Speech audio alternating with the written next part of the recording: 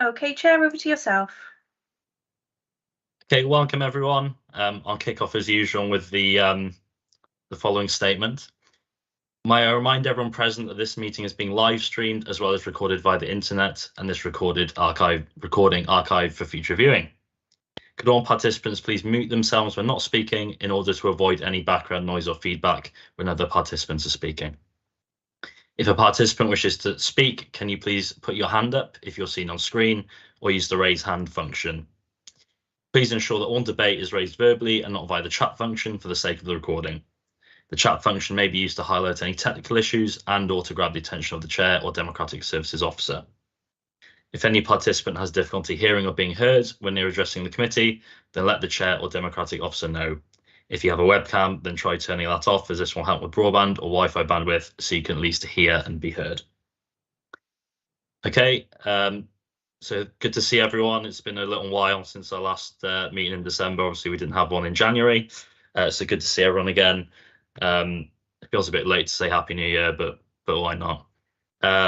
So agenda item 1, apologies for absence. Amy, have you got any of those? None received via myself, Chair. Okay, and I haven't received any either. So part 2, the minutes of the meeting held on 8th December 2022. Happy to note and move those if anyone wants to second that. Happy to second. Thank you very much. And Emma saw the hand go up as well. Thank you. Agenda item 3. Any declarations of interest, Amy, or anyone? Sorry. None via myself, Chair. Okay. Anyone else? Yeah. Councillor Carroll.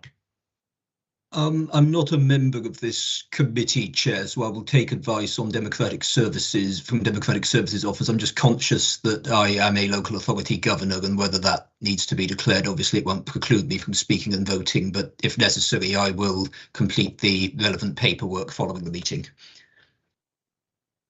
If I may, Chair, are you happy for me to respond? Yeah, please do. Thank you, Councillor Carroll, for declaring. As you're not a member of the committee with voting rights, therefore you do not need to declare for this. Okay. So you will be entitled to speak as an elected member of the Vale. Thank you. Thank you. Okay, we'll move on to agenda item 4. So the Children and Young People Services Annual Placement Review. And it's Karen, I think. Yes, good evening, Chair. If you're happy, I'll just give a brief overview of the report and then take any questions from members, if that's okay. Yeah, that's great. Thank you. Good evening, everyone. My name is Karen Conway. I'm the Operational Manager for Children Looked After. I'm here to present the annual placements review.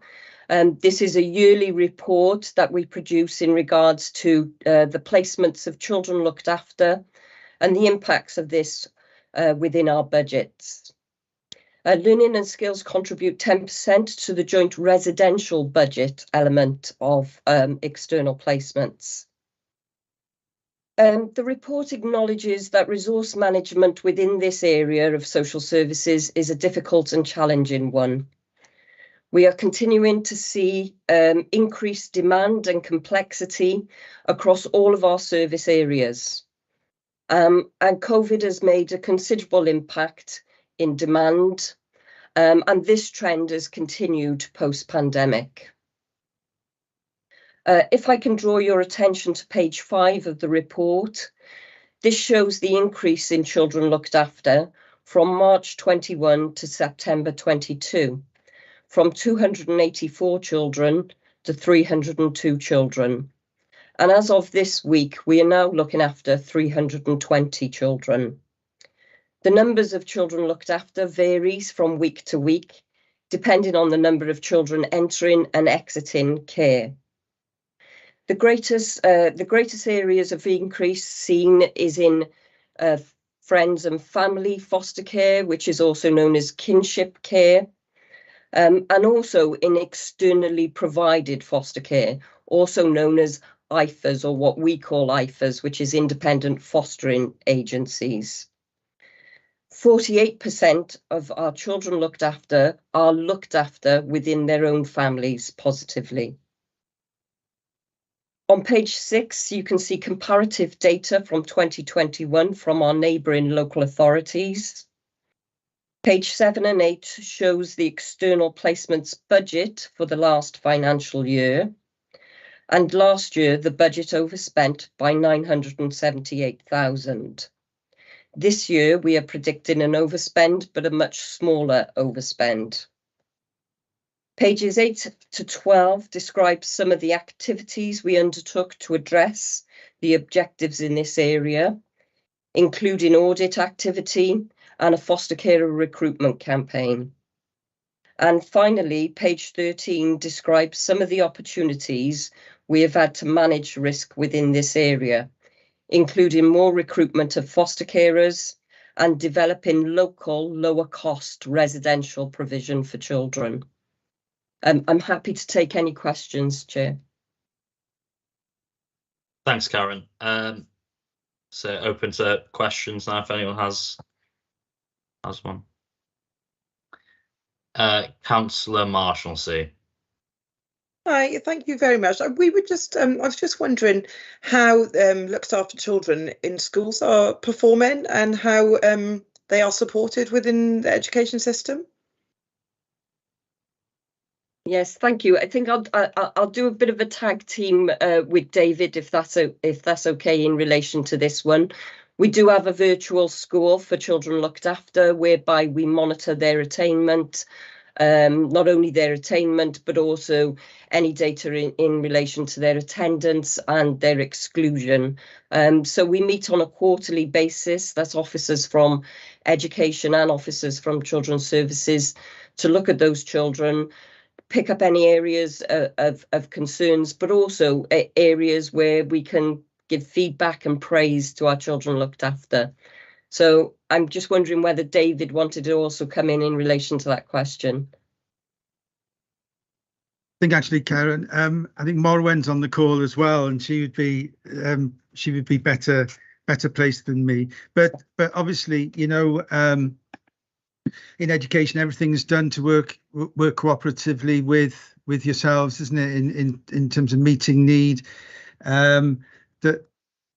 and there is a range of need within the children looked after population. I think it's fair to say, you know, many do extremely well in school and are supported well, you know, out of school, and others there are more challenges. And I think what's clear is in the numbers that Karen's identified, the growth in children looked after is also mirrored by growth in complex needs within education, and we're, you know, and the challenges around meeting need within our local schools, and the pressure on specialist placements as well are increasing. So you know, as I think there is a mirror image happening, isn't there, Karen? It's with pressure within children's services comes pressure within education as well. I think, Morwen, do you want to add to that? I don't know if there's anything else to add, unless there's anything else you need to us to confirm, Councillor Marshalsea. No, I was really interested in what Karen said and just actually the approach in sort of just ensuring that social services and education sort of really match up, because I think sometimes there can be an element of disparity, you know, between the two, but actually just hearing what they regularly do to ensure that they're working together, I think is really important. Well, I think, you know, we are in different directorates, obviously, as you'll be aware, but Martine Coles, who's our Vulnerable Groups Manager, her and her team, even though they sit within our directorate and my service area, they have very, very close links with children's services. There are weekly meetings, in fact, along with many, many other meetings. So there's a huge amount of collaboration between the two. Thanks, Naomi. Councillor Goodjohn. Thank you, Chair. I'm very interested in the When I'm Ready scheme and how that affects the young person when they to do with their education and to do with future employment. Yeah, so we promote the When I'm Ready scheme as much as we possibly can. When I'm Ready is for children, once they hit 18, to be able to remain with their foster carers up until the age of 21 usually, but that can be extended even up to the age of 25 if they're in full-time education, which many of our young people go on to universities, etc. So we promote that as much as we possibly can as options for our young people. And many of them stay. I think currently we have roughly around about 25 young people in When I'm Ready placements. So those that have remained with their foster carers until they're ready. That's the name of it. And so when they're ready, they will then move on and be more prepared to live independently. So it's something that we really promote in the Vale, but there is an impact in relation to that, because if a young person remains in placement, that blocks that placement for a younger child also. And so, you know, the need to keep increasing our pool of foster carers is always there for us. That's really interesting to hear, and it's nice to know that they have the time and to be nurtured into a comfortable way of being. Thank you. Thank you. Thanks, Councillor Payne. Thank you very much, Chair. Hi, Karen. Our paths have crossed in other climes. I'm just interested in the numbers on page 5. You were looking at the numbers there. In terms of kinship care, is this an ongoing, it's an increasing trend? Is this because of the pressures on local authority care settings that they're being forced into kinship care? And do you think, would it be not kinship care if we had the places for those young children and young people? That's my first question. And has there been a time previously that there have been more young people that we've had to deal with? Or is this an increasing trend that is placed on our services now, post-pandemic? Thank you. So if I can take the second part first, Councillor, if that's okay. No, there's never been a time when there's been more children looked after. Okay. So this is the highest amount of children looked after currently and at any time previously in the past. So 320, as I said, this week. So that trend is continuing, and you can see it ticking up month by month, really. Yeah. So the trend is definitely continuing, but it's one we're aware of, that we're trying to work hard to ensure that it's not increasing dramatically.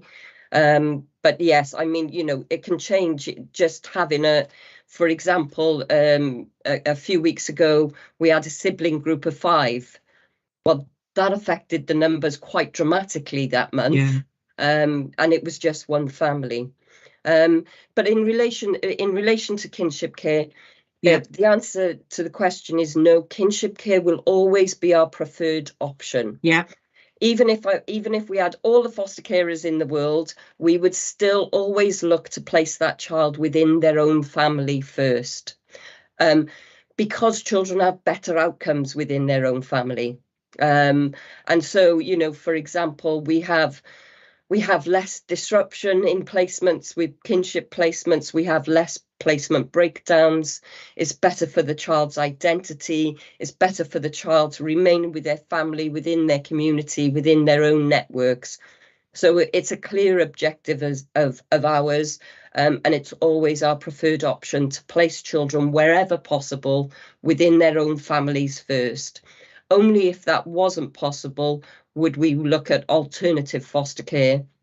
And residential is only ever considered where the complexities and the needs of the child is so much so that they couldn't reside within a family setting. Thank you very much for that very comprehensive answer. And obviously, you know, the objective obviously is always to place the young person or child in the home. So yeah, you know, we're getting better outcomes. So well done. Thank you. Thank you. I think David wanted to come in on that as well. Yes, thanks, Chair. I just reflecting really, Karen, because these are actually, you know, unprecedented increases, aren't they? You know, really significant increases, and Councillor Payne made the reference to post-pandemic, and I think it's really, really crucial that. And there are studies at the moment that are showing really concerning trends in terms of mental health of the population. So there's one I was reading that was saying that pre-pandemic there was 1 in 9 young people suffering from mental health difficulties. Now it's 1 in 6. That's massively worrying, increases. And I think it's we're in a really difficult position, aren't we? And trying to manage, yourselves in terms of children's services and the impact of that within education as well. So I don't think these increases in numbers of children looked after can be underestimated, really, in terms of the impact. No. Thanks. Thanks, David and everyone. Any other questions? Nothing I can see. Thank you for that presentation, Karen and Dave, for the assistance. Really interesting and vital work that you're doing. So I move the recommendations, which includes, I think, coming back in a year's time to update us on the work that you're doing. So if I could have a seconder for that. Yeah, I'll second. If I may, Chair, sorry to interrupt, but obviously the recommendations in the reference and report were the recommendations specifically for the Healthy Living and Social Care Scrutiny Committee. So the recommendation this evening for the committee would be to note the reference and the appending report in order for you to exercise oversight of the function. However, if you wanted to add an additional recommendation to have a further update, we can do so. But I do imagine that Karen and Rachel would most likely refer it on in the from Healthy Living again next year. Sure. So my recommendation tonight would be just to note the reference, and then we would probably have it referred in a year's time anyway. I'm happy with that. Karen's nodding her head, so you'll have the pleasure of coming for the committee again, I'm sure. Thank you. Great. Can I just check that Councillor Payne is happy to second that as well as just noting? Thank you, Councillor. Thanks, Helen. Okay, moving on. Agenda item 5. So it's the draft transgender inclusion toolkit and guidance document for schools and other settings. Jason, I think it is. Hi, yes, thank you, Chair, myself and David. If I start off, if that's okay.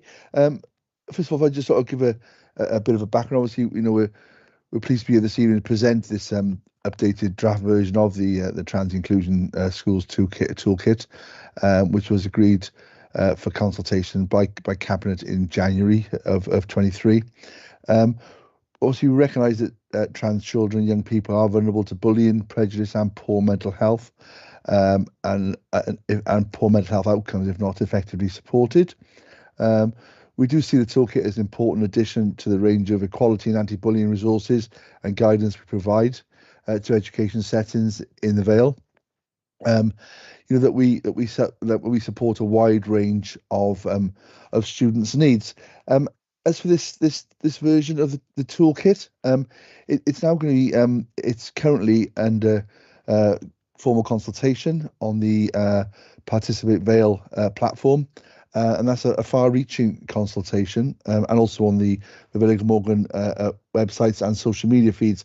The consultation is going out to schools, to both teachers, head teachers, other school professionals, other partner professionals as well as pupils and parents and carers. It's obviously gone out via local authority networks to local community members, and via the Equalities Network forum, consultative forum to a lot of minority groups as well. It's also gone out to trade unions, to Estin, and to faith groups. Currently, the consultation was due to end on the 10th of March. That has been extended by a week because there was an administration error where it wasn't initially put onto the council website, so that was a week late. So we've extended the consultation period by a week. And at this time, there's approximately 150 respondents to the formal consultation, which we're quite encouraged by, and obviously looking at obviously encouraging more and and continue to target and look towards that wide consultation. If you don't mind, I've got a quick presentation, which I don't want to dwell on for a long time. If I just quickly take you through this, Chair, just to give you a bit of an update on an idea, an insight of what the toolkit is all about. If I just one moment. Oops. Oh, hang on a moment. Sorry. That's the problem with sharing screens on a laptop. So take your time, Jason. No pressure, as they say. No one's watching. No one's watching. No. Okay. Okay. There. If I do that, right. If everyone can see my screen. Okay. As I said, the transgender toolkit is basically broken down into 8 sections. And as can be seen, section 1 really gives an overview of the local authority's commitment to equality, inclusion, and celebrating difference as well. And it gives us guidance on how to use the toolkit and also the key messages and principles that are contained within it. The second section is really about giving more understanding of trans non-binary and gender exploring children and young people, so more on the terms, definitions, and more context. The third section really is around more focused on the legal context, around ESTIN, around sort of safeguarding implications, around confidentiality, information sharing, etc., bullying, looking at all elements within that. The fourth section there really focuses more on the whole school approach to it. So the role of governors, what staff training, staff awareness, staff to be aware of, parents and carer community as well, and support that can be given there. Again, focusing on bullying, and also very much looking at the curriculum, and so all elements within there. The fifth section of the toolkit really is about supporting individuals, on individual cases. So trans and non-binary young people. So that individual approach. So looking at transition and timings, for argument's sake, working with families, looking at learners with additional learning needs and how that might affect trans learners. So there's a lot of guidance there. Section 6 of it, I'd say. It really tries to give some more practical guidance, so giving that guidance to support children of all learners, whatever their protected characteristic may be. So that it talks about well, one could argue more let's be more contentious issues such as toilets, changing rooms, competitive sports, residential trips, types of uniform to be worn, pronouns, work experience, for argument's sake, and contact with the media. So lots of the more topical issues there. Section 7 very much looks around support for trans staff and for trans governors as well.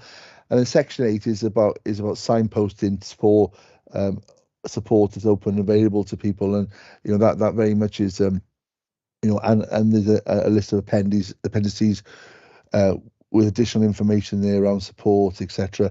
So that's where at the moment it says out for consultation. And yeah, David, did you have any comments? No, Jason. I think that covered is obviously we'll open it out to questions, but I think it demonstrates that the Vale, are really serious about its work in celebrating difference and tackling all forms of discrimination and prejudice. And I think it's a really positive thing that the Vale is doing and being at the forefront of this. So I think that's the end of the presentation, isn't it, Jason? Yes, nothing further. Yes. Yeah. Just quite if any questions at all. Thanks, Jason and David. So the next step is we've got one public speaker, member of the public who signed up to speak. So that's the next step in the process. We've also had a written submission which was sent to members of the committee, but the next stage is to have the member of the public speak, and there's one tonight, so if Amy can let her in. Yes, Chair. Ms. Day is on the line for you today. I believe Ms. Day is on screen now. So your speaking time this evening, Ms. Day, is 3 minutes. I will let you know if you go to the end of that time. Thank you. Can everyone see and hear me okay? Yeah. Thank you. With the Chair's permission, I'd rather speak off camera. Is that permitted? No problem. Thank you. Excuse me, Chair. Can we have the presentation off screen so that we can see? Apologies. Yeah. Thank you, Edward. Thank you. May I start? Yes, go ahead. Thank you. I'm contributing today on behalf of a group of parents. We welcome the new document. It is important that schools have clear guidance on how to support children who identify as trans to take part in school life, protect them from detriment or harassment, keep them safe, and uphold everyone's legal rights. We are glad to see that the new toolkit acknowledges the difference between sex and gender, highlights the need to challenge gender stereotypes, accurately reflects equality law, recognises the need to take into account the needs and rights of other children, and that it makes it clear that schools are under no obligation to offer any children access to changing rooms, toilets, sports, or sleeping accommodation intended for the opposite sex. However, we are concerned that the guidance leaves open that this could happen on a case-by-case basis. There is no case where it would be appropriate for a school to set aside rules of sex segregation which are in place to protect all children's safety, dignity, and privacy. For changing rooms, toilets, sleeping accommodation and sports, the relevant category is sex, as registered at birth. Additional provision can be sensitively made for children who are not comfortable being accommodated with others of their sex, but no one ever should be exempt from normal safeguarding. No child or their parent can consent to set aside their rights to these protections. And on what criteria could a school possibly make a case-by-case decision? Who would be asked to risk assess a child in this way, or judge which child is permitted to use opposite sex facilities based on a change of clothing or name? It is unfair on schools, teachers, and on the children who would be assessed to suggest that this is an option. The Scrutiny Committee should reflect on why we have single-sex spaces in the first place. Would you be prepared to make all such provision mixed sex? Bad outcomes of mixed sex provision are not difficult to foresee. Underage pregnancy from sexual contact on a school trip, consensual or otherwise, facilitated by mixed sex bedrooms. Sports injuries from females playing contact sports with bigger, heavier, stronger males. Girls dropping out from trips or sports when they know they may be expected to share or change or compete with a male child.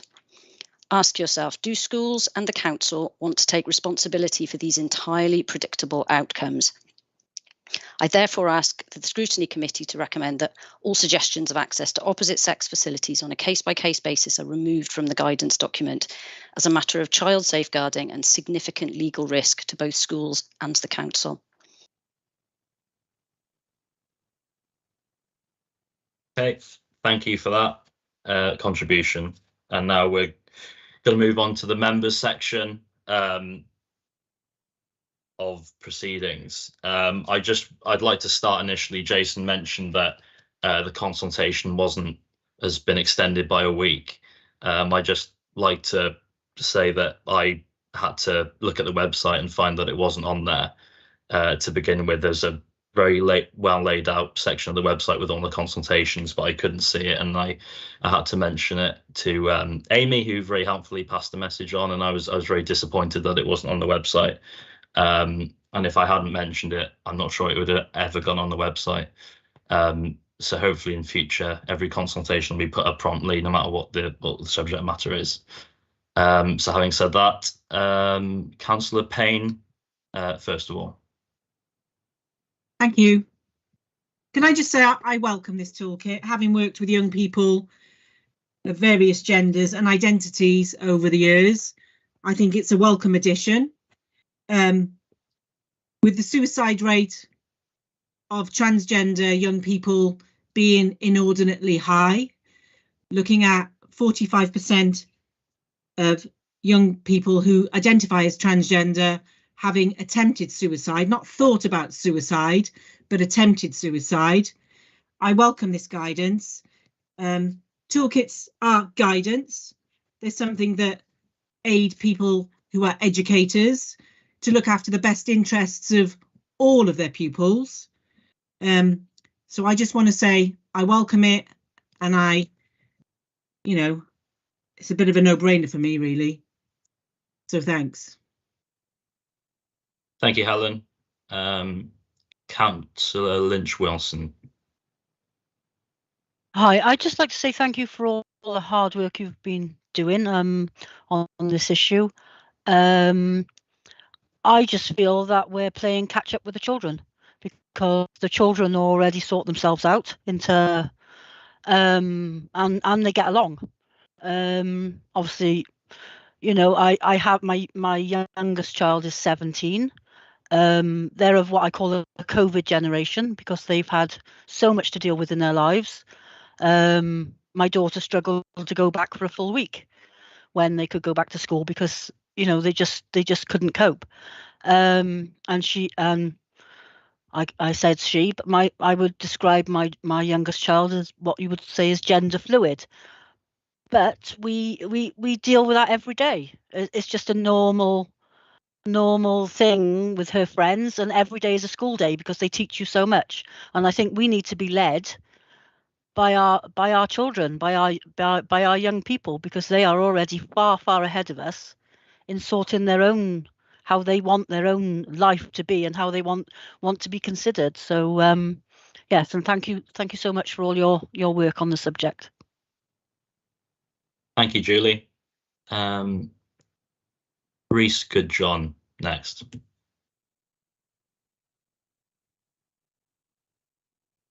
Thank you, Chair. I talk to young transgender people often. They are my friends, they are my colleagues. I've heard how many have had to deal with gender dysphoria and how damaging it was for those who were denied recognition. Developing mental health issues, including depression, even some tragically to the point of suicide. These are real people, fellow human beings, who deserve the same amount of respect as anyone else and should not be driven to such a tragic state. The written submission said that it is no part of a school's role to validate a child's gender identity, but a school is responsible for the well-being of all its pupils.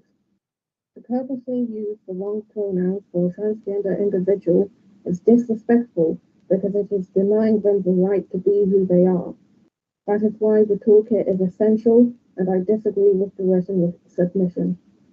These people need to be treated with respect and dignity, and this toolkit will allow schools the resources to be able to do that. Gender identity is not a belief, and to not acknowledge it would be disrespecting the pupil's direct decision that they have had to spend a long and difficult time to discover. If a pupil is a good person, then no matter who they are, they deserve the same amount of kindness as anyone else. You don't have to feel their experience to understand them and listen to them. Thank you, Reese, for that contribution. Is there anyone else? We'll move on to councillors who aren't members of the committee just after this. Is there any other councillors who'd like to contribute? Councillor Payne. Sorry, just one thing. Do we know who we're in the written submission? Do we know who we're applying to? Because I don't seem to have any name on there. I'm not sure who it is. There's not a name on there. May I come in, Chair? Yes, please do, Amy. Yes, we do know that the individual is a resident of the Vale of Glamorgan. They have declared their identity to Democratic Services, but they specifically asked that their submission be given anonymously.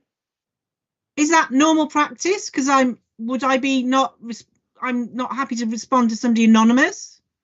Is that normal? You don't have to respond to it, Helen. It's a submission to the committee.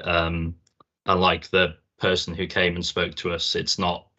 You don't need to give a response to them. It's just a submission. I'd just be interested to know why. Why is it anonymous? That's my point. It's irrelevant. They're entitled to be anonymous, and that's their choice. If they wanted to give their name, they would have done so. That's up to them. Councillor Hodges. Thank you, Chairman. We're in the consultation period now. This is our opportunity as a scrutiny committee to put our views forward, and we're having a debate here, and to have a look and see what we think is right. I am reminded that the law on trans is part of the Westminster Act of the protected characteristic provisions of the 2004 Equality Act, which was passed at Westminster. All we're doing here, as far as I can see, is allowing our schools to debate the issue, take in more information, and to make the provisions of protection and organisation of people with different and protected characteristics to thrive and prosper in our education system. So I've got no issue with moving the report as is written in full, as part of our part in the consultation at this time. So I so move. Thank you, Nick. Councillor Marshalsea. I completely agree with Nick, to be honest. I wholeheartedly agree with everything laid out in this toolkit. You know, transgender people are the most vulnerable within our society, not just related to suicide, like Helen says, more likely to be bullied, more likely to be murdered, more likely to be marginalised, and anything we can do to try and support the minority of our society in safeguarding them should be, you know, at the top of our list in how we look after them. Regarding the submission saying that teachers don't have to use the correct pronouns for what a child chooses, I think is disgusting, to be quite frank, and goes completely against everything that I believe as a teacher in how we should be treating pupils that are within, that we should be looking after. So I fully support this. To be honest, as a woman, I find it crazy that we are now basically saying that transgender people should be feared, and I just think it's completely abhorrent that this is the way which a lot of society are going, and we need to support anyone that we can who is marginalised. Thank you, Naomi. Councillor Payne. If I may, Chair, sorry, Councillor Payne, just before you come in, just to clarify, because obviously Councillor Hodges did move to endorse the toolkit as presented. Councillor Marshalsea did agree with comments, but you didn't formally second. Are you happy to second, Councillor Marshalsea? I'm happy to second, yes, sorry. Thank you.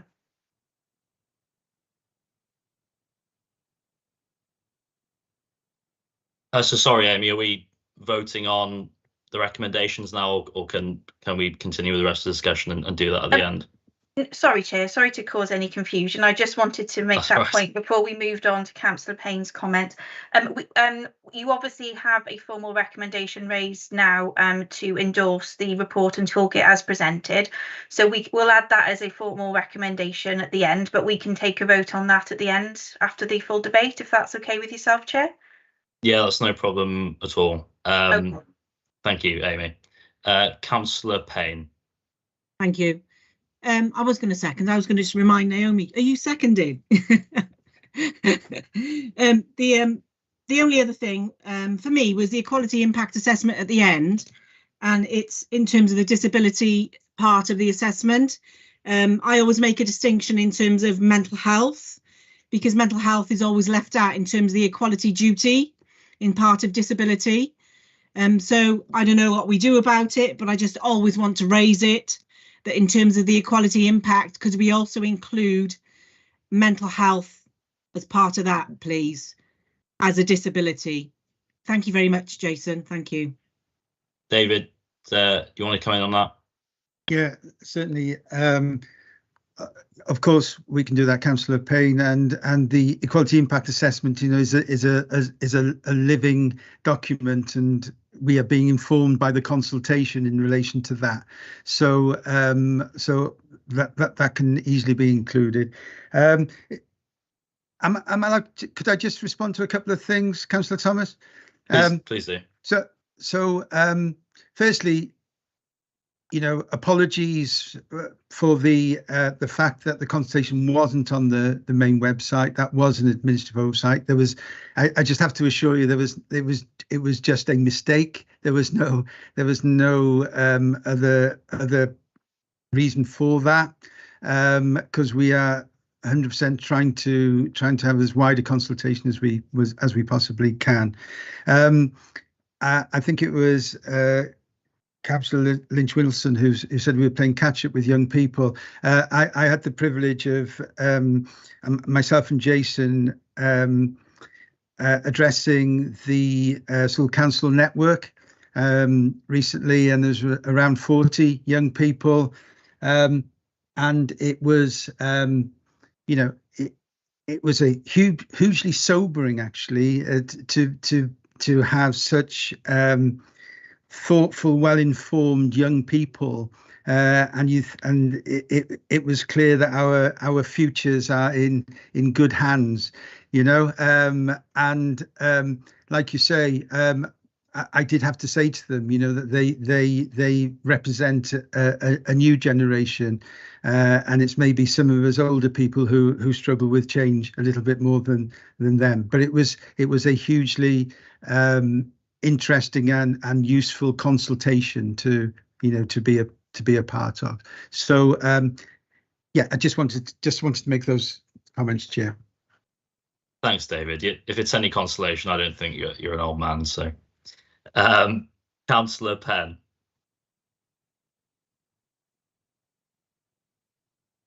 Thanks, Chair. I just want to add my weight and support for the toolkit.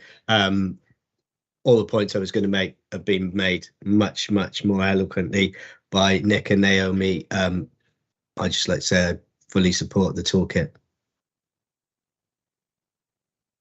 Thank you, Elliot. Anyone else?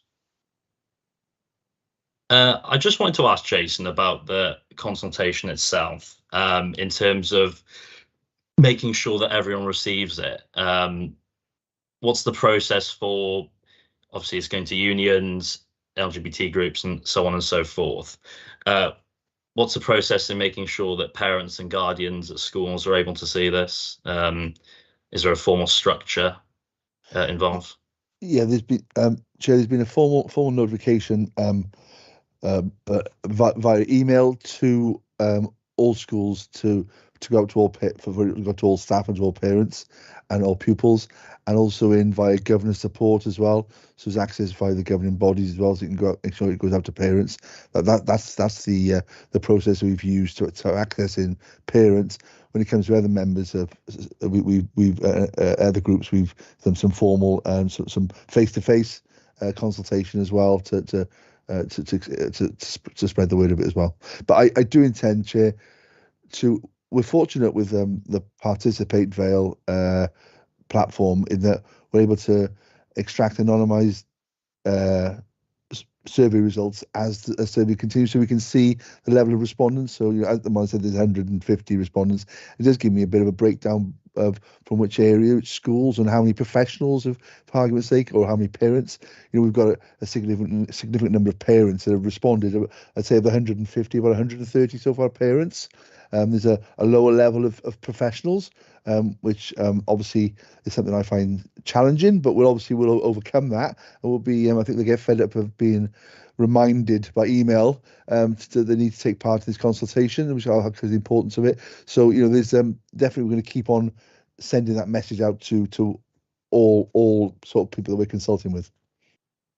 Okay, how many do you expect to get by the end of the process, which I think is 17th of March? Yeah, we asked this question to our comms colleagues this week, and they felt that they couldn't say. Each one is different, as they said.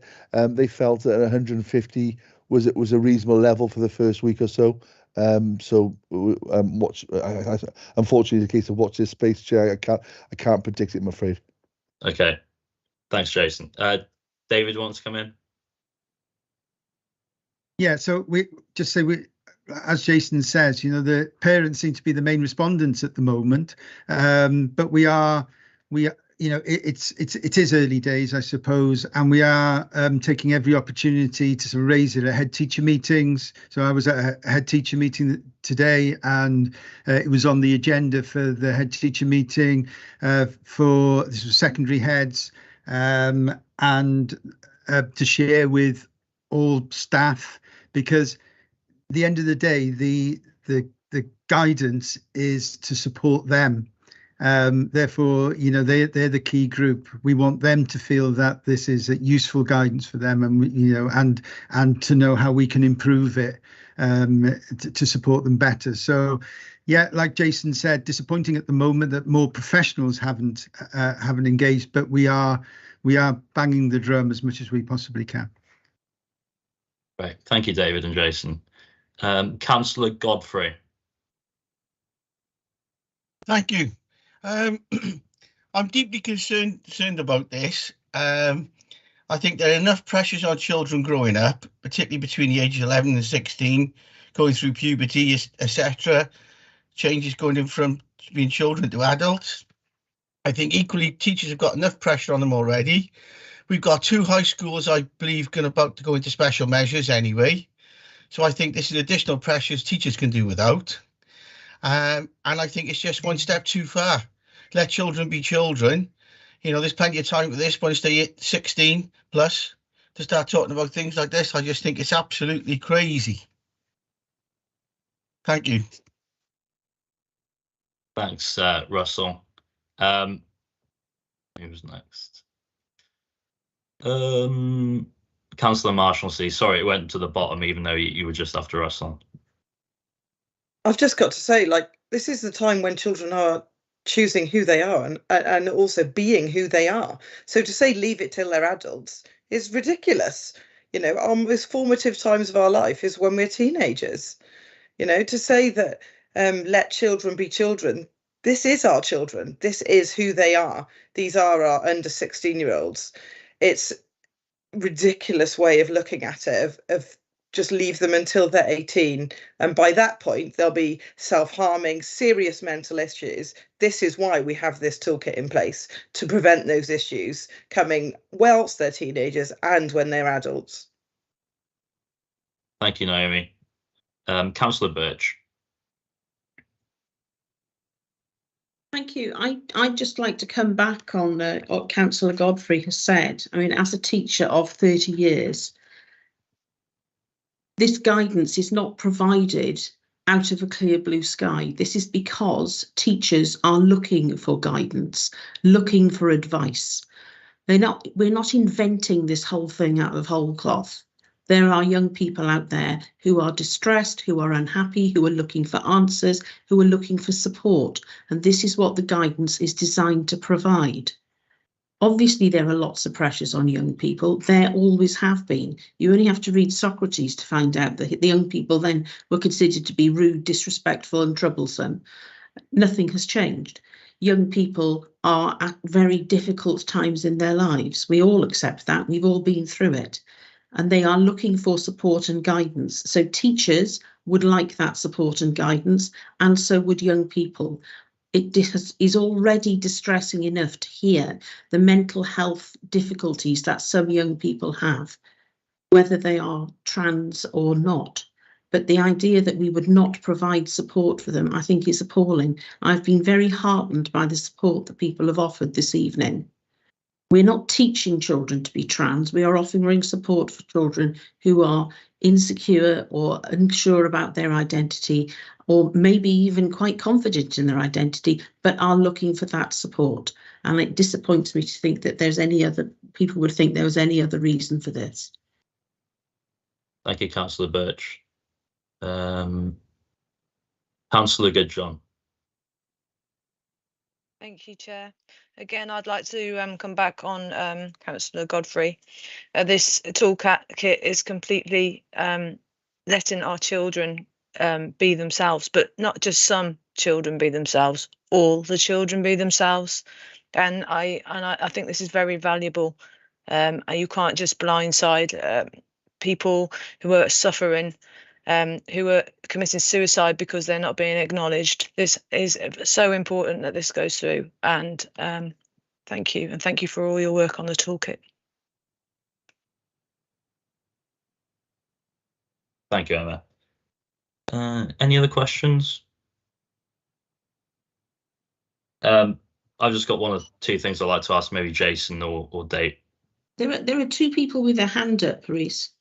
Yeah, they're is it Nick and George? Yeah, they because they're not members of the committee. We'll get to them after in due course. Thank you for letting me know, though. It's not beyond the realm of possibility that I'd have missed something. So Jason, David, I just wanted to ask that there's in I think it's section 6.6, 6.5, it talks about things being taken on a case-by-case basis. And I wondered what you thought about that, teachers having to sort of deal with these complex issues on a case-by-case basis. And if, regarding the guidance and available Morgan, if that could be a bit clearer, or are you satisfied that teachers are able to deal with it on a case-by-case basis? Shall I go, Jason? Yeah, if you want to go first, David, yeah. I think it's trying to find a middle ground, really, Councillor Thomas, because it's when we say case by case basis, we have to recognise that all young people are different. All trans young people are different, and and context is different. So there is no other way than looking at it on a case by case basis. I don't think, and then we have to be sensitive to individuals' needs, and there is a complex interaction between the rights of everyone that people have to consider as well. So it needs to be in that context, and we're very mindful of that. The guy, it is that section. I mean, just to make it clear, because Councillor Birch said that this didn't come out of thin air. It certainly didn't. And back in 2016, in the run-up to the first toolkit, the reason why we established the toolkit was because teaching staff, schools were crying out for some guidance because they were being left just to manage without any clear guidance. So the majority of this toolkit is absolutely about guidance. Section 6, like Jason said in the lead up, deals with some of the more practical issues that the whole of society are wrestling with. So in terms of sport and all these issues, so I get that you could look at it and say this is putting a lot on teaching staff. We will support them in decision making around that, and that is happening as we speak. I know for a fact that Jason's been supporting one school around those very issues, and we were able to come to some middle ground resolution that where everybody was content, and we were able to meet the needs of all those young people. So to have to have anything that people would like to be absolutely clear cut on this, I don't think is possible, because it just isn't clear cut. No. And we have to recognise that. Yeah, I think, yes, Chair, if I can come in as well, I think to be prescriptive would be unfair in that, as David said, each case I get consulted on, the circumstances are always slightly different. They're never clear cut, and sometimes you can see that if you were to give a stock set of instructions, it would be wholly unfair. So I think each time it does need to be considered on the needs of each of the people involved, which isn't always, as is unfortunately, that clear cut. And that's why it has to be guidance and not clear, definitive instruction, as it were. Sure, and you're confident that teachers in each school and educational setting will be able to deal with that. Yes, and I regularly get calls to have these conversations about these things. So I'm quite content that we're aware of that. Yes. Okay, thanks, Jason. Councillor Asbury. Thank you. Could I just have it confirmed that the toolkit is only guidance, and teachers cannot be sued if they don't follow the guidance specifically? If it's mandatory, then teachers could be sued. If it's guidance only, teachers cannot. There have been cases of teachers being sued, obviously, in the UK. Thank you. It is guidance, and you know, I'm not a legal expert, so I don't know about the issue around suing, but there is a responsibility on everybody within schools to meet the needs of all young people in the school. But the toolkit is guidance. Thank you. Thank you, Anne, David. I also wanted to ask about there's something in section 6.7 talking about name and pronoun changes, and it said it would often be in communication with the parents. So I just wanted to know what sort of often meant, if that was sort of, what exactly did that mean by often? This is something that I think this has been pointed out in previous guidance, that is completely the decision of the child. Whereas what we're trying to say is that it's something that we should be trying to reach decisions with the child, with the parents, with everyone together, working as one towards the outcome, as opposed to we're not telling the schools to say, right, the child has said they want to now be called by this pronoun, this is what you must do. We're saying, you know, work with the parents as well. But you may get to circumstances that there's stalemate between the parents and children, and the children is adamant that's what they want. The child wants, the voice of the child is what they want, but the parents are adamant they won't allow it. So it's a case of working with those families together to try to come to that resolution, as opposed to, you know, we will as opposed to being prescriptive, saying we can't say whatever the child says. You know, there has to be the element of you know, from the parents as well. I suppose that schools would be in a difficult position then if the child says they want something and the parent says they want something else. So I'm just wary of teachers and education professionals being put in that situation, Jason. Yeah, absolutely. So I mean, if there's no clear guidance, it's difficult for them. I think there is. It is a difficult situation, but then the GILIC competency standard sort of, comes into play. It's always difficult for professionals and adults to make that decision around GILIC competency. But in the end of the day, if the child or young person is deemed to be able to make that decision and competent to make that decision on their own, then they have the right to make that decision and be supported in that. Obviously, like Jason said, the ideal situation is that the parents, children, young people are all, all come to a position where they're happy. That doesn't always happen. And I think we have to recognise that. And then there is this GILIC competency would be the rights of the child would win out on that. Sure. Would you mind expanding, sorry, David, on that GILIC then? Is that, what's the sort of path to get to GILIC competency, and how are the teachers involved in that?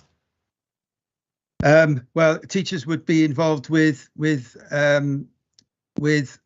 other professionals, really, but it's the other professionals involved. It would be sort of, it might be a range of professionals. It might be educational psychologist or something like that. But again, we don't want to take it down a medicalized route whereby people are having to make these decisions on behalf of somebody else. Most of the time it would be quite clear that a young person is able to make up their own mind. I think on the Gillick side of it, it's not just understanding right and wrong and truth or lies. It's also understanding consequence of actions and impact of actions as well. So it's that greater understanding as opposed to just age of criminal, say, that age of responsibility where you should know right and wrong. It's about understanding the impact of your decisions and the outcomes and what that could mean as well. So being able to phrase that in a better way. Okay. Sorry, Chair. Can I interrupt, please? Sorry, Councillor Marshalsea had her hand up next, Helen, but you're after Naomi, if that's okay with you. Go ahead, Okay. Helen. Okay, thank you. Can we just bring it back to the agenda item, please? And the fact that this has been proposed and seconded. So I think we need to move on slightly because we've got a large agenda. Thanks. Thank you, Helen. Did you want to come in, Naomi? No, I just feel that all of these questions being asked, this is life, is about discussion. Whatever it might be, you have discussion with parents. Teachers are professionals. They've had degrees, a lot of them postgraduate certificates in education. We have to trust in our professionals to have these conversations with families, whatever that might be. And I just don't understand all these questions. This is straightforward supporting our most vulnerable. It should be seconded, move on. It's doing exactly what we need it to do. Okay. I'm asking the question because there's a lot of people who want to know the answers to those questions. And I think parents are entitled to know the answers to those questions and they want to be involved with the future of their children. And I'm just making sure that, as the CAS review says, which is in this toolkit, that's affirming the gender identity is not a neutral act and that parents should be involved with this. Now, I'm sure teachers and schools and parents will find a way where they can work together, but I think parental involvement here is absolutely responsible, and that's what I'm asking questions for. And you're entitled to ask anything you want, as is anyone else in this committee. So, George Caron. Yes, thank you, Chair, for inviting me to speak. I agree that this is a sensitive issue, as highlighted by all of the other speakers in the item so far. And I agree with the sentiment of the comments regarding discrimination, marginalisation, etc. I have, however, been approached by several parents from across the Vale who have raised concerns about the drafting of this document, and I share many of those concerns myself. I'm concerned that we seem to be trying to push to rush this through and vote on it without providing scrutiny, because it is a serious and sensitive document, and the point of that requires us to make sure that we get it right. Now, I'm not a full member of the committee, and I appreciate time is against us, so I won't have time to go through each issue in turn, but I will highlight some examples of concerns that I have or have been raised with me about the drafting of this document. Page 32, paragraph 6.2, regarding toilets. I have concerns about the provisions relating to single-sex toilets in the document. It doesn't specify whether boys identifying as girls or vice versa indeed can use female toilets. So I think that needs to be clarified and cleared up. Page further down the page at paragraph 6.3, with changing rooms, this has been alluded to by, I think, Jess, it was the member of the public who spoke. The use of changing rooms by trans children and young people should be assessed on a case-by-case basis. Now, my view is that is vague. I would suggest that a separate changing area should be provided for trans children, but I think that there needs to be tighter wording on that. I think at page 33, paragraph 6.4, the section on PE and sports, it states, in relation to activities such as swimming, a trans child or young person may want to wear swimwear that differs from their peers, see paragraph 6.6. But then when you scroll down to paragraph 6.6, there's no mention or reference to swimwear.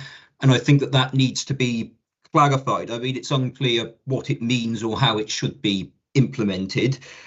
Would a girl, for example, who identifies as a boy be able to wear boys' swimwear? I mean, I think that that needs to be clarified and set out. And I think that it's important that that it's clarified. I mean, in Appendix 5, the Guide to Trans-Inclusive Policies, the section on safeguarding, it states that being trans is not a safeguarding issue. I would agree with that. I don't think that being trans is in itself a safeguarding issue, no.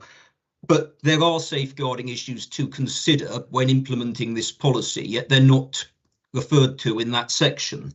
Why aren't they referred to or addressed? I mean, if you read the report and the associated documentation, whether they're called safeguarding issues or not, they're issues which in my mind do relate to safeguarding. At the very least, they should be signposted in that section. And then when we come to Appendix 6, the template school level statement, section which states that we will support all pupils or students to wear uniform or PE kit in line with their gender identity. I mean, again, I think that needs to be tightened up. I think that there are clearly instances, for example, swimwear, which has been highlighted elsewhere in the report, where that may not be appropriate, and there needs to be tighter wording on that. And then the other section, we will only divide pupils or students by sex where there is an educational reason for doing so. Now, I think that's ambiguous and vague. I mean, I'd like to see what the definition of educational reason is on that, because to me, changing facilities or use of changing facilities isn't educational, yet it says elsewhere in the report that obviously separate provision needs to be made for changing facilities, and rightly so. So to me, this comes across as a document that is rushed and incredibly poorly drafted, and it has the potential, if adopted as written, to present serious issues to schools, parents, teachers, governors, and most importantly, pupils. So I appreciate that it's subject to consultation as we speak, but in the few minutes that I've spoken, I've identified a number of flaws in it. If I'd gone through it line by line, I'm sure far more would have come up. So I would strongly urge the committee not to endorse the report as written this evening. I think we've seen elsewhere in the UK that this is a sensitive issue, and it's imperative that we get it right. And what can happen if things are rushed through without making sure that the wording is tightly drafted. So that would be my position on it. And a lot of the concerns that I've raised aren't just views that I have, because parents have come to me to raise those concerns as well. Thank you, Chair. Okay, thank you, Councillor Carroll. Councillor Wood, next, please. Hi, good evening, Chair. I thank you for having me on. Much in line with Councillor Carroll, there is a level of ambiguity in this document of a very important issue, and I understand that a lot of children are troubled with issues that are around this issue. But when we sit and we talk about Gillick competence and who's assessing it, and then having a system whereby not only are those undergoing the issue accommodated, but also all the other pupils and all the other parents within the school environment, plus the teachers, it is important that we consider all people who will be in the school environment. And I think it's important that we take some of the pressure away from teachers who may be professional, but also have an awful lot on their plate. That I see in the document that it is recommended that that the teachers should receive outside assistance. There are certain things that I think we can be a little bit more prescriptive with to assist the teachers and remove some of the ambiguities that Councillor Carroll has raised, to make sure that we get to a point whereby this document is able to be held by all sides of the argument and held to make sure that all children in these environments are feeling safeguarded and safe in their environments when they go to school. I think if we don't scrutinise it properly, we run the risk that in a few months' time or 6 months' time, and we go along the case-by-case basis, as we've seen elsewhere in the UK over a different issue, I understand, but it is something that will lead the council and the schools, particularly, and some of the teachers, into a position which may not be the outcome that we want for the children or for the teachers, and they would leave them open to a lot of criticism. That's all I really have to say. Thank you very much, Chair. Okay, thank you, Councillor Wood. I am wary of the time ticking on, but there's a few people left to speak. So Councillor Prothero. Thank you ever so much, Chair. It's been a very interesting debate, and I really enjoyed everybody's contributions. And there are lots and lots of opinions on this particular matter.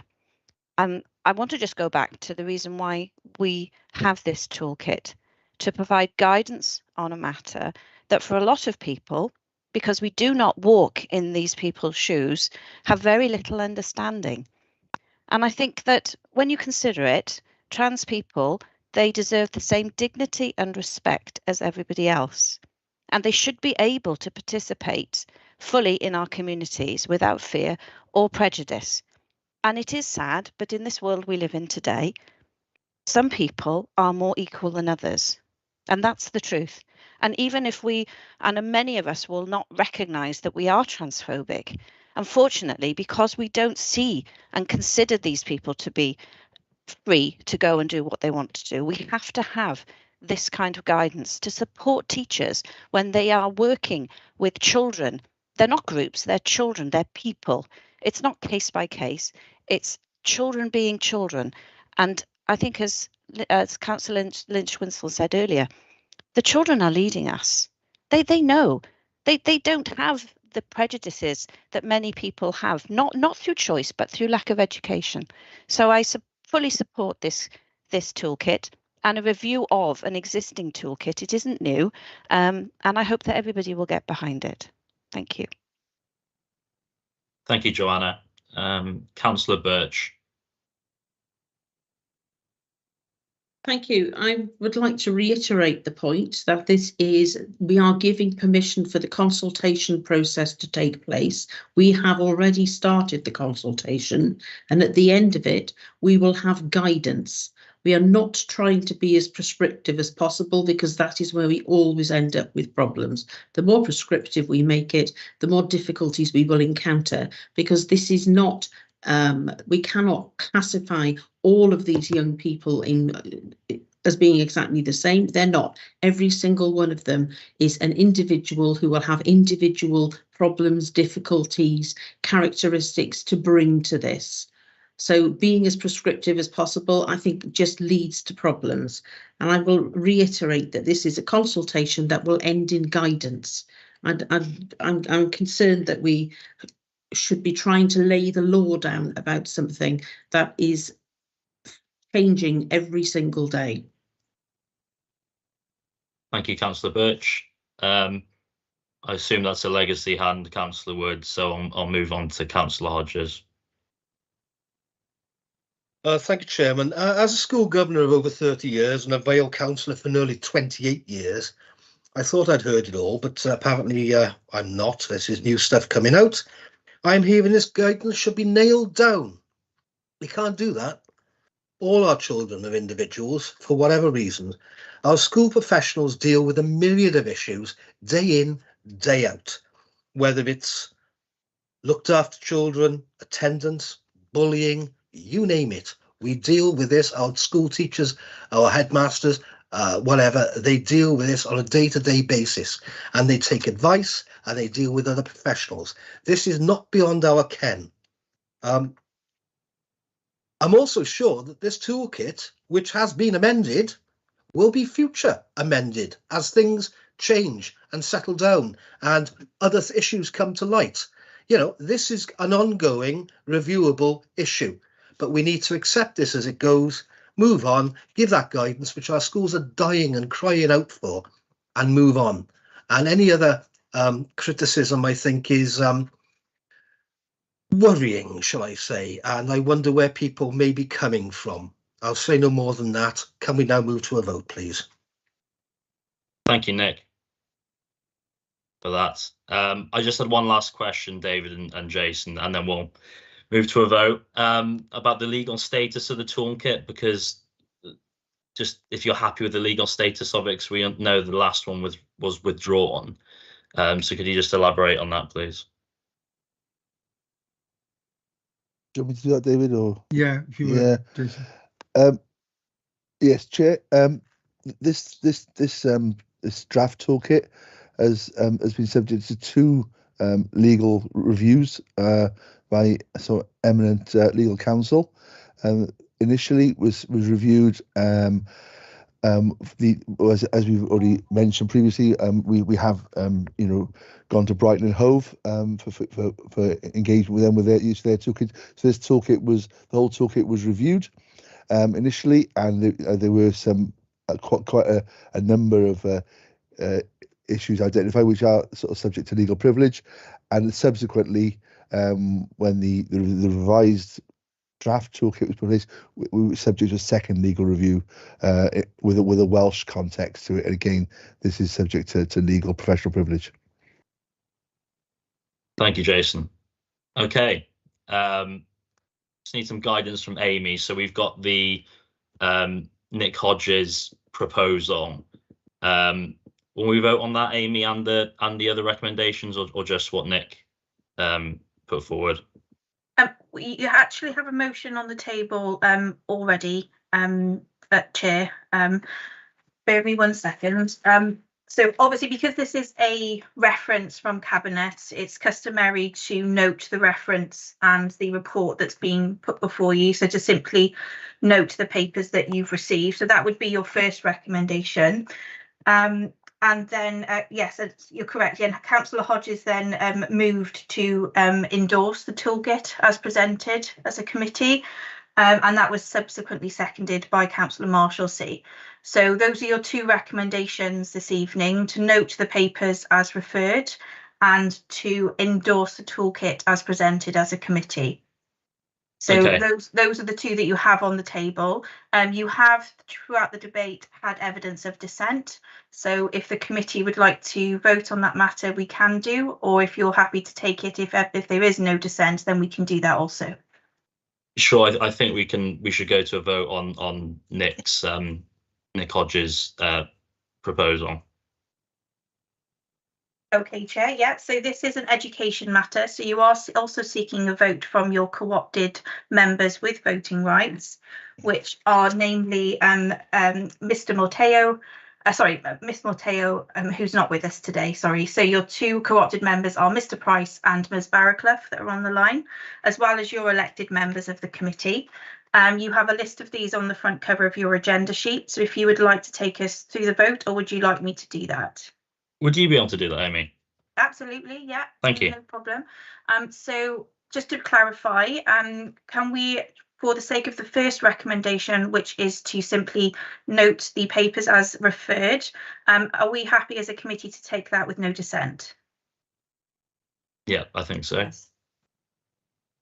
Okay, thank you very much. So we are now going to a vote just for the second recommendation, which is to endorse the toolkit as presented to committee this evening, as raised by Councillor Hodges and seconded by Councillor Marshalsea. So I'll run through the vote now. So if members could please indicate their vote as called.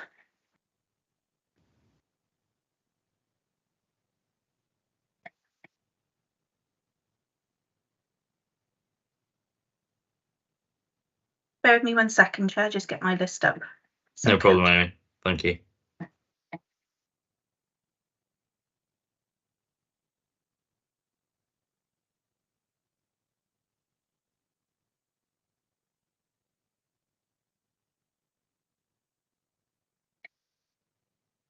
Okay, Chair. So I will take the vote in alphabetical order by elected member, then I'll come to co-opted members. So could I have a vote, please, for the recommendation from Councillor Asprey? Can you please? Thank you, Alfie. Oh, I'm sorry. I think Right. somebody's microphone is on there. So, sorry, Elliot, you're on mic. Sorry, Councillor Asprey, could I have your vote, please? As guidance, and it is not statutory, I will support it. Thank you very much. Councillor Gilligan? Support. Thank you. Councillor Godfrey? Against. Thank you. Councillor Emma Goodjohn? For. Thank you. Councillor Hennessy? It's with a heavy heart I have to do this, but against. Thank you, Councillor. Councillor Hodges. A 4. Thank you. Councillor Lynch-Wilson. 4. Thank you. Councillor Payne. For the motion. Thank you. Councillor Marshalsea. For the motion. Thank you. Councillor Norman. For the motion. Thank you. Councillor Penn. It's not with a heavy heart. For the motion. Thank you. Councillor Thomas. Against. Thank you. Mr. Price, please. Abstain. Thank you, Mr. Price. And Ms. Barraclough.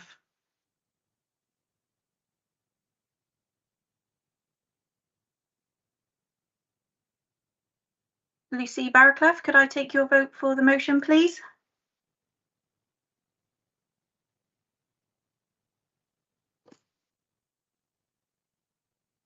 Lucy, I can see your mic is on, but I'm not Apologies, hearing... my internet's playing up. Sorry, it keeps freezing. I vote for. Thank you very much. I've registered your vote. So counting the votes now, Chair. That's 10 votes for, Chair, 3 votes against, and 1 abstention. Therefore, the motion is carried. Thank you, Amy. Thanks to everyone who took part in that. We got there in the end. Victoria, I think, is taking us through the next series about the budget 2023-24 consultation.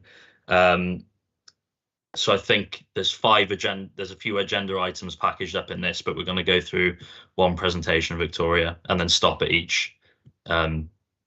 Yeah, no problem. Lovely. Yeah, Thank you. I'll just share the slides now. Thank you, Chair. No problem. If I may, Chair, just while Victoria's slides are coming up, can we just say thank you very much to Ms. Day, our public speaker.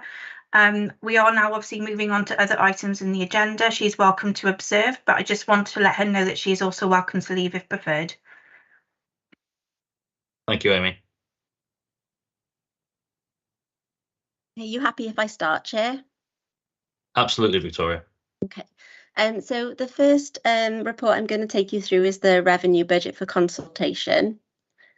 So first of all, I'm going to go over the All Wales position. So it was a positive settlement for Wales, and 227 million of the 644 million has been directed to local government, which means the aggregate external finance increase for 23-24 is 7.9%, which is a significant increase on the 3.5% we originally anticipated. Overall, the standard spending assessment has increased by 6.2% across Wales, and the key components of school services by 5% and social services by 6.7%. So in terms of the Vale of Glamorgan, the aggregate external finance will increase by 8.9%, 16.6 million, which is 10 million improvement on the 6.5 million anticipated in the financial strategy in October. So the overall Vale SSA increase is 6.4%, and the increases for school services and social services are 5.1% and 7% respectively. So at 8.9% aggregate external finance and 4.9% council tax, there's total increased funding of 20.888 million. There's 30.67 million of pressures, and the council has worked with the strategic leadership team to revise cost pressures down across the directorate. So pay and energy pressures totaling 15 million across the council, and other significant pressures across the council include residential domiciliary care, homelessness pressures, the continued growth in demand for special school places at Ysgolor, and also school transport pressures. And we'll go over the scrutiny specific cost pressures in more detail in a later slide. So this table shows the updated funding gap. So for 23-24, you can see total additional funding of 24.6 million and total pressures of 30.6 million, leaving an overall gap of 6 million. And then the figures are also detailed for the next 4 years. So in terms of the scrutiny specific cost pressures, just want to highlight that for schools, there is an 8.4 million pay and energy inflationary pressure. That wasn't on the slide, so I just wanted to point that out to you all. There's also a 250k cost pressure for additional needs spend, 150k for the autism special resource base at Whitmore High School, and £1 million the demographic increase in pupils requiring a placement in special school Ysgol-y-Derry. Then moving on to central education cost pressures, there's a 300k cost pressure for complex needs placements, 500k for the Their Own Newest provision, which has replaced the pupil referral unit, and 150k for the expansion of learning and wellbeing class horizon. There's also a 350k cost pressure for at the reduction in out-of-county income. There's also 2 transport cost pressures, so 850k in relation to school transport and 150k in relation to ALN transport. And following the approval of this budget for consultation at Cabinet, further cost pressures have been highlighted for consideration in respect of free school meals, rates increases at schools, and additional costs for autism resource bases in the secondary sector. So the October report set out a framework that was put in place to facilitate the identifications of savings to help with the funding gap. And these were set across 10 themes, which are stated on this slide. So demand management and invest in early intervention, generating income, service review, invest to save, digital strategy, corporate asset management plan, workforce review, contract review and procurement, and community engagement and participation. And savings have been developed at a service level and reviewed by the strategic leadership team and the budget working groups. So in terms of scrutiny specific savings proposals, these are listed on this slide, and just to go through them, there's 20k for payments to non-maintained nursery providers, a 90k saving for the removal of schools emergency repairs budget.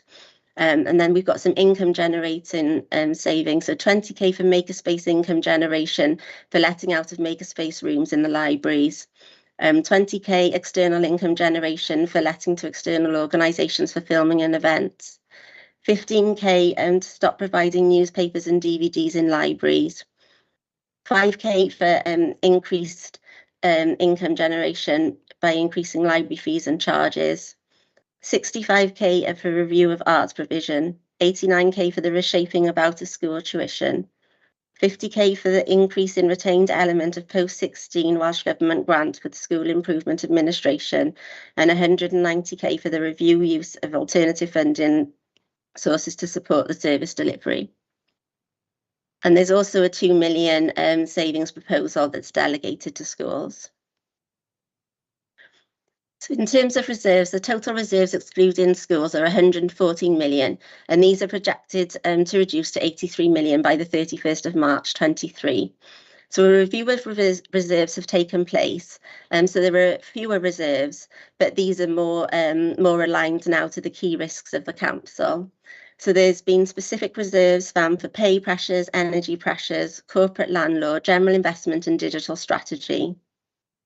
So the strategic leadership team have fully reviewed the reserve proposals to consider the implications on committed expenditure and internal processes. And also some reserves are being used to smooth the impact of homelessness and energy costs, which has stepped down over 2 years. And the reserve will also be used to support the step-in approach to social services cost pressures. So in terms of next steps, the public consultation finishes on the 15th of February. Obviously, the report set out to scrutiny consultation during February, and then the final proposals are due to be brought to Cabinet on the 27th of February. The final settlement is early March, and then the final proposals will go to Council on the 6th of March. I'm happy to take any questions on the revenue budget. Thank you, Victoria. Any questions?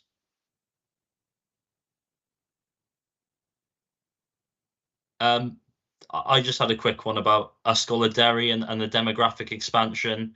Obviously, there was sort of the same amount of money allotted for the next sort of 3 financial years, but I guess there's a potential that could increase as the demographic pressures continue. I'm just wondering if any of the officers will be able to come in and help with answering that question. I think people be fed up of me by the end of tonight. Not at all, David. Don't let that happen. Absolutely, they could, Councillor Thomas. Yeah, it's very difficult to predict. Although the numbers are growing at a steady rate, around about 40 a year.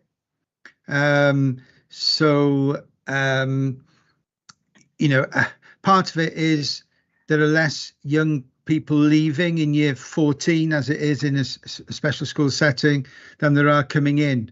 So that leads to an increase in numbers, and also there's just an increase in need generally. So so at the moment, what our projections would be an additional 40 a year, but that is always subject to change. Thanks, David. Matt, you're on mute, Matt. Thank you. One of the things we set out in the financial strategy in October was, and in the principles around our financial strategy, was sustainability. So it's really important that we are looking at our finances over a longer horizon, wider horizon than just the 1 year. So we have put numbers in for years 2, 3 and 4 of the medium-term financial plan. Obviously, they're less secure than the 23-4 numbers, and we will review those on an annual basis. But it's really important that in this plan that we've marked up, that those are ongoing pressures. Okay, thank you, Matt. Martin Price. I was going to ask about the delegated savings for schools, £2 million. Is that money which is going to be taken off the schools' budgets, or are each school going to be finding its own savings? I just wondered how the mechanics of that works. I can take that. Yeah, so obviously the budget is a huge balancing exercise. Despite the much better than expected settlement from Welsh Government, we still had a gap of £9.3 million. We've smoothed some of that off with the right for one-off use of reserves. There's £4 million of service efficiencies, and then we've put an efficiency target on schools. So there's a table later on, table 5 in the report, that gives a breakdown of the various pressures that we're acknowledging in schools, and there'll be a net increase after that efficiency figure of £2 million, of just over £7 million going into schools. So within the budget, we've not been able to meet all pressures across all services. And those efficiency target will be allocated to our individual schools, and they'll need to determine how it's met. So effectively, each school will get a slightly less amount, presumably. Is that right? Based on the effect of it. Out for consultation. As Vicky said, we're obviously going out to consultation. We're reviewing the budgets with the scrutiny committees, and as officers, we're continuing to work on the numbers as well. And there are some changes that will come through when we take our final budget to council, just on what's becoming what we're already aware of. Most notably, all the movements that we're continuing to see around energy prices and pay awards. Thank you. Thanks, Matt and Martin. Councillor Penn. Thanks, Chair. I welcome the prudent use of reserves to flatten out the energy spike for schools. It must be quite daunting for schools to see, the insane costs increase to energy, which you've got to heat the schools. So I really welcome the use of the reserves, and actually goes to show that having good reserves, I know much was made of reserves, but actually being prudent and having them to use in this manner shows that having a decent level of reserves really pays off when you come to things like this. And 3.2 million is not an insignificant sum, is it? Thank you, Chair. Thanks, Elliot. Councillor Payne. Thank you. Just a sec. I just wondered what the implications of the budget consultation, assuming it goes through, for the 21st Century Schools programme. So are there any implications? I can take that one. Yeah, I mean, we're in the process of starting to put together what the next phase of that program is going to look like. Obviously, there's a number of factors we need to take in, and that this committee would have seen previously some of the cost increases around things like construction for some of our schools and all those ancillary costs that go with it. The scale and scope of what we're going to be able to do is something we're going to have to consider going forward. There are also borrowing costs that we have to consider. So the way the program works is some stuff is funded from Welsh Government, some stuff is funded from the council. If we need to borrow, there are costs associated with that. So it's something we're going to have to look at and prioritise. I think the suitability of our schools and the condition of our schools as a first port of call, basically. Thank you. Thank you. Any other questions? Okay. I think if it's okay, Amy, are we able to vote on these as a block, or agenda item by agenda item? It would be more conducive to do it by report, if that's okay, Chair. Yeah, no problem at all. So could I get a seconder for noting the recommendations for agenda item 6? So just to be clear for the committee, the recommendation is to note the reference and appended cabinet report on the budget. Yeah, that's right. Are you happy to move, Chair? Yeah, I'll move if anyone wants to second. Yeah, I'll second. Thank you, Helen. Thank you. Over to Victoria again. Thank you, Chair. Just reshare the slides.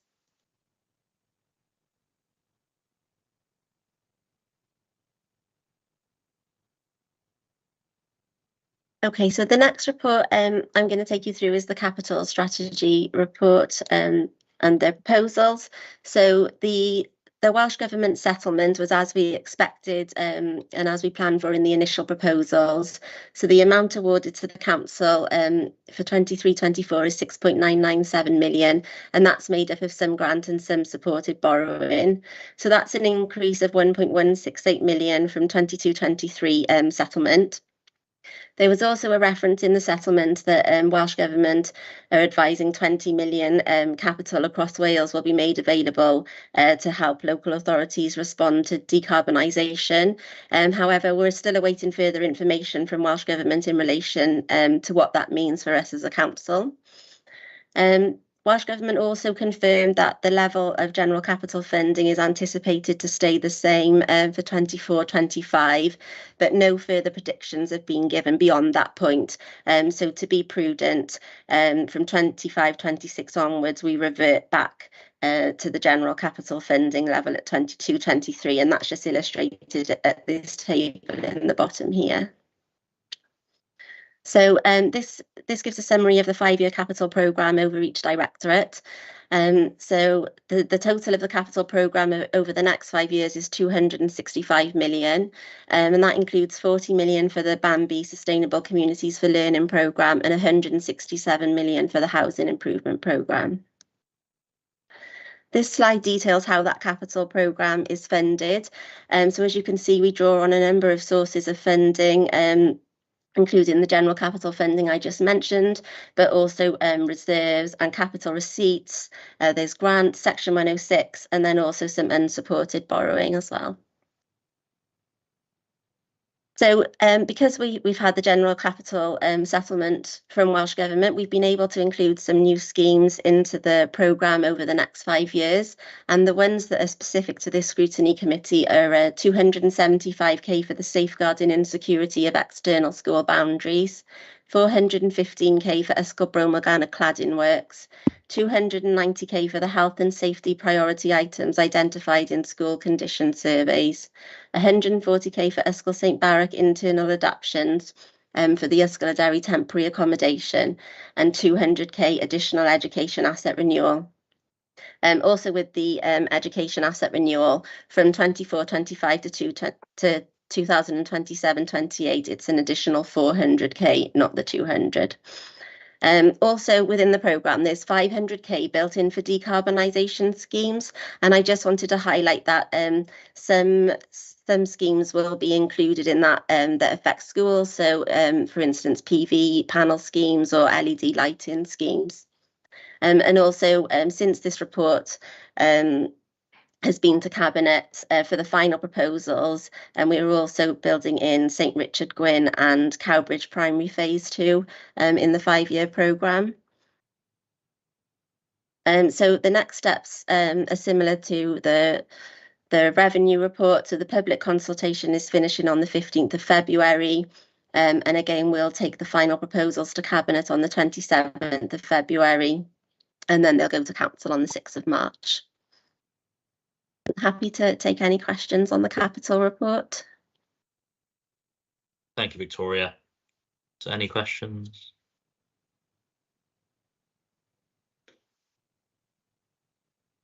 Doesn't look like it. Oh, there we go. Matt. Yeah, sorry, just one item of clarification, and it's come up in an email exchange this evening. On the online materials, we've published end of consultation date Thursday the 16th, and in the Cabinet report it's 15th. So we'll just extend the consultation in line with what was published at the later date. Great. Thanks, Matt. Anyone? No other questions or comments. So I move that we note the recommendations for this agenda item. If anyone would like to second that. I can second. Thank you, Naomi. So back to Victoria again for the next agenda item. No problem.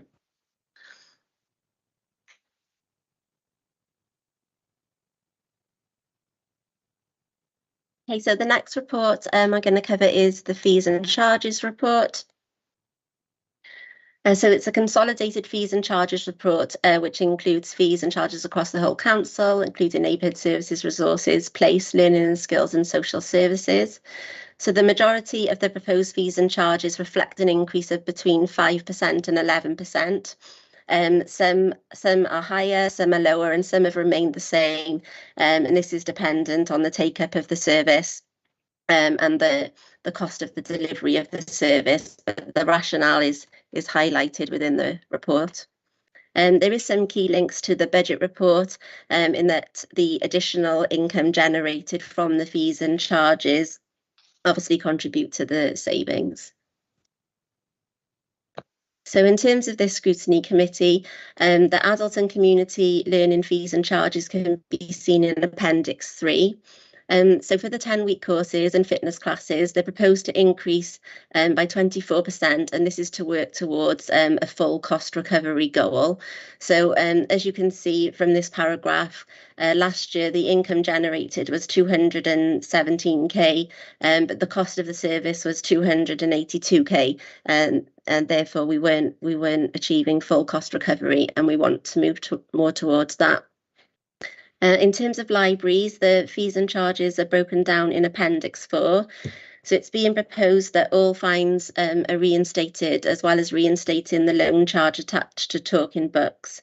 So this will help recover the costs lost due to the pandemic, and will continue to work towards the full cost recovery. So it's recommended that all 22-23 fees within libraries are increased by 12%. So the Penarth Pier Pavilion fees and charges are broken down in Appendix 5. So the proposed fees have been provided based on the last year's performance and the surrounding tourist sites and venues. But as it's a new project, the fees and charges will be reviewed later in the year to ensure that they're appropriate. So in terms of next steps, the Scrutiny Committee consultation is currently being undertaken. Comments are to go to the Corporate Performance and Resources Scrutiny Committee, and then the final proposals to Cabinet on the 27th of February. I'm happy to take any questions on that report. Councillor Payne. Thank you. It was just on the allotment fees, actually. Can I just check it? The fees are per year. Is that correct? So it's on point 2.9. I am not sure of the answer to that. Sorry. Okay, I just wondered. I have had a few people questioning it from my perspective, and I didn't know. So I wanted to know. I can find out for you, though. I can. Yeah, that'd be fab. I can give them a good answer then. Right. Thank you very much. No problem. On point 2.9. Thank you. Councillor Marshalsea. Yeah, Helen, it's per year. It's gone up from £6 something to £11 something per year.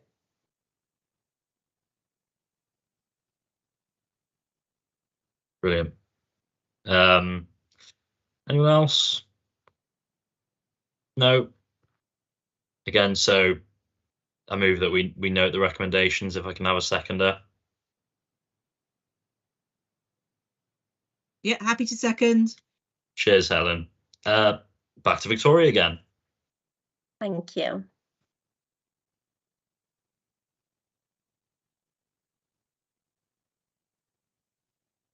Okay, so the next report is the capital monitoring report.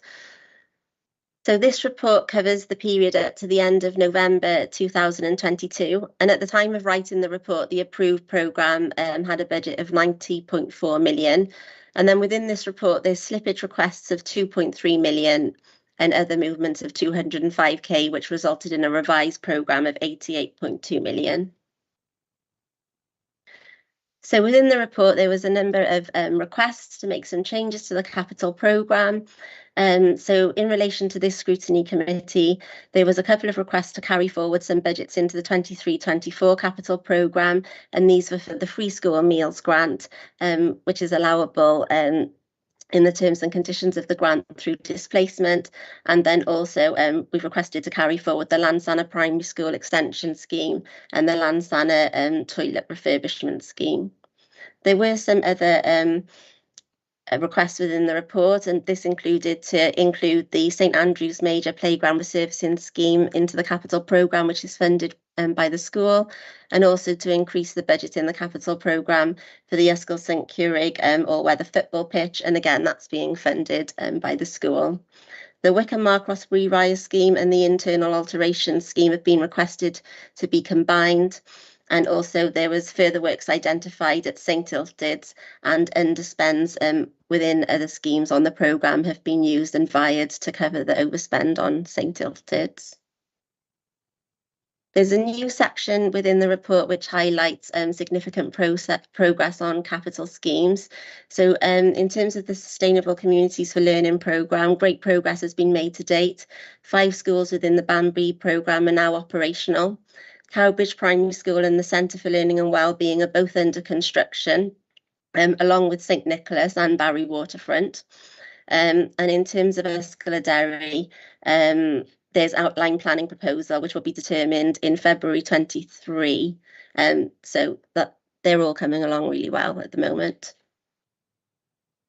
I'm happy to take any questions on the capital monitoring report. Thanks, Victoria. Anyone got a question for Victoria? It's a lot of numbers. I think people's brains are a little bit fried. I appreciate that. Yeah. In that case, then I'll move to note the recommendations. If anyone wants to second, I'll second. Thanks, Naomi. And is it your last one next, Victoria, or is it? Yeah, Yes, yeah, it's the last one. Nearly there. Lovely. Take it away. Thank you.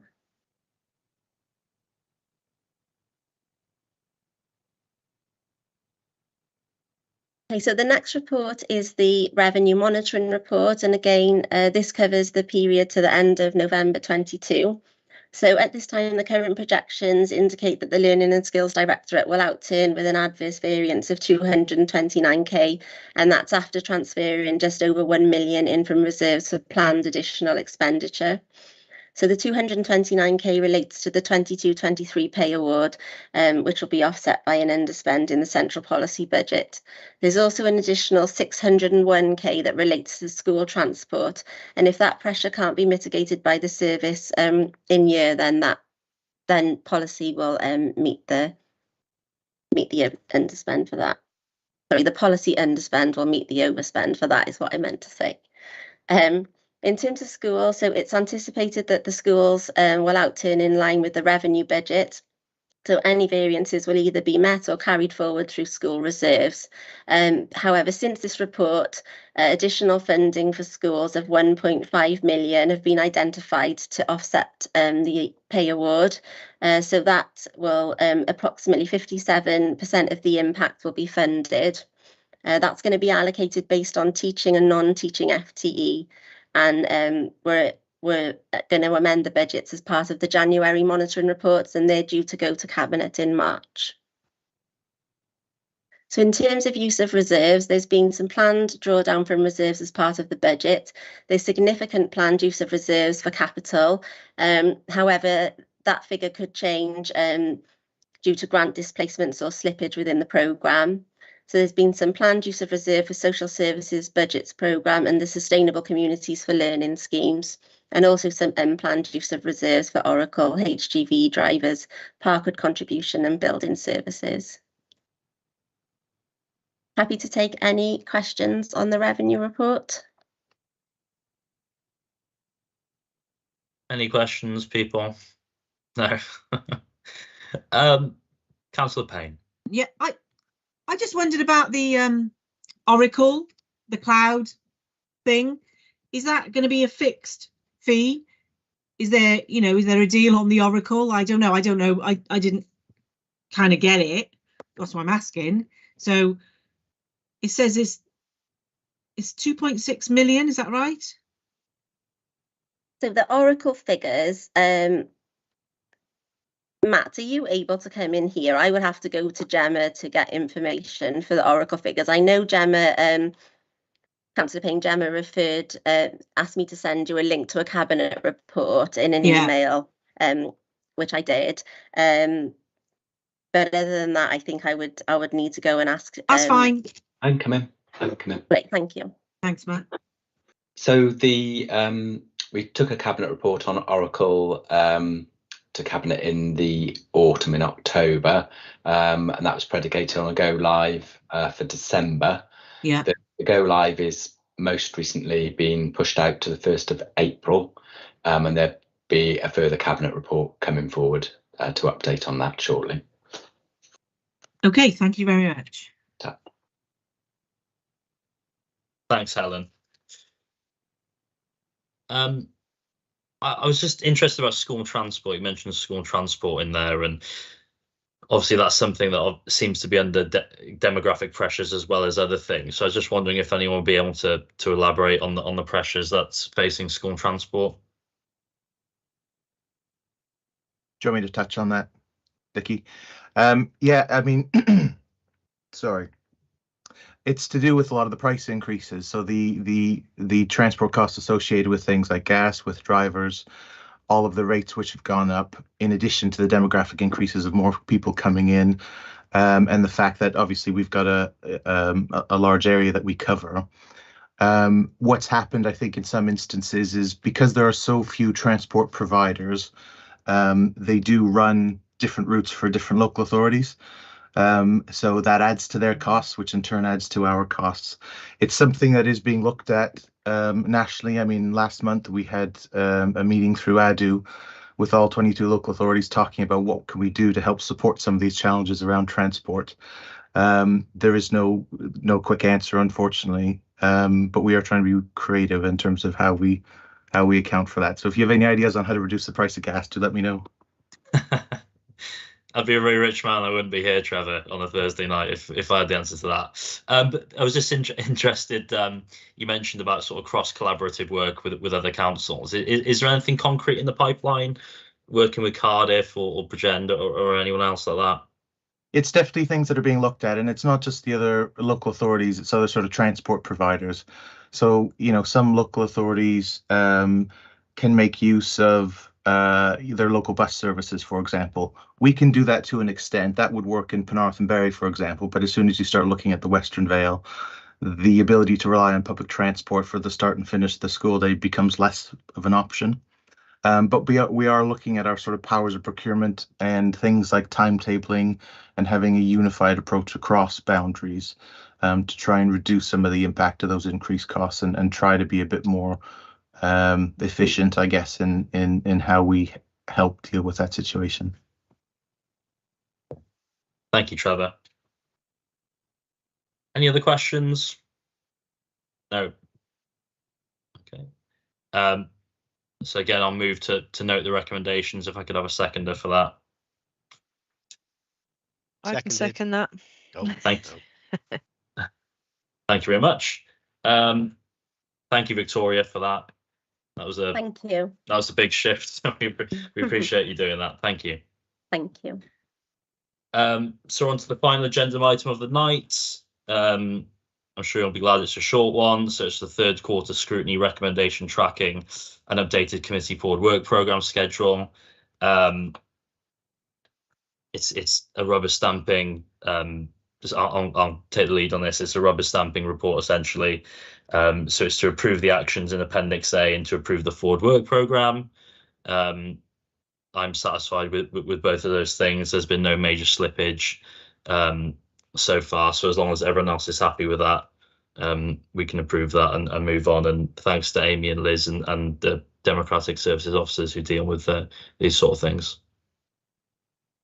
If everyone's okay with that, well, I'll move it and just have a second if that's okay.